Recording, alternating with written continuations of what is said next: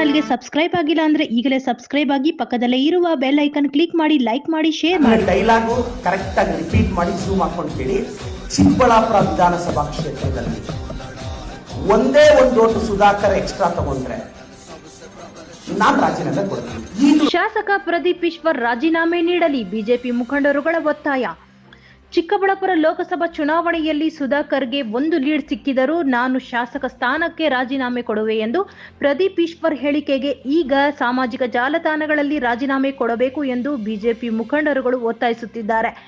ಇನ್ನು ಬಿಜೆಪಿ ಅಭ್ಯರ್ಥಿಯಾಗಿ ಚಿಕ್ಕಬಳ್ಳಾಪುರ ಕ್ಷೇತ್ರದಿಂದ ಕಣಕ್ಕೆ ಇಳಿದಿದ್ದ ಡಾಕ್ಟರ್ ಕೆ ಸುಧಾಕರ್ 8,22,619 ಮತಗಳು ಪಡೆದಿದ್ದು, ಕಾಂಗ್ರೆಸ್ ಅಭ್ಯರ್ಥಿ ರಕ್ಷಾ ರಾಮಯ್ಯ 6,59,159 ಮತಗಳು ಪಡೆದಿದ್ದಾರೆ.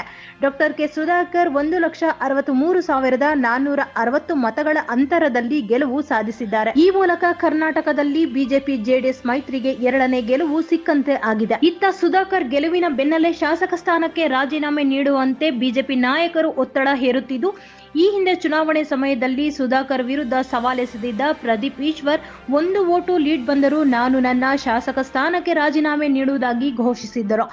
ಹೀಗಾಗಿ ಇದೀಗ ಸುಧಾಕರ್ ಅವರು ಗೆಲುವು ಸಾಧಿಸಿದ್ದು, ಶಾಸಕ ಪ್ರದೀಪ್ ಈಶ್ವರ್ ಹಿಂದೆ ತಮ್ಮ ಮಾತು ಉಳಿಸಿಕೊಳ್ಳುತ್ತಾರಾ ಅಥವಾ ಇನ್ನೂ ಕಾಲಾವಕಾಶ ಬೇಕಾ ಎಂದು ಅವರು ತಮ್ಮ ಶಾಸಕ ಸ್ಥಾನಕ್ಕೆ ರಾಜೀನಾಮೆ ನೀಡಲಿ ಎಂದು ಬಿಜೆಪಿ ನಾಯಕರು ಒತ್ತಾಯಿಸುತ್ತಿದ್ದಾರೆ. ಹಾಗಾಗಿ ಸಾರ್ವಜನಿಕರಲ್ಲಿ ಕುತೂಹಲ ಮೂಡಿದ್ದು ಇನ್ನು ಕಾದು ನೋಡಬೇಕಿದೆ. ರಾಜಕೀಯ ರಣತಂತ್ರದಲ್ಲಿ ಯಾವ ಸುದ್ದಿಗೆ ಪಾತ್ರರಾಗುತ್ತಾರೆ ಪ್ರದೀಪ್ ಈಶ್ವರ್?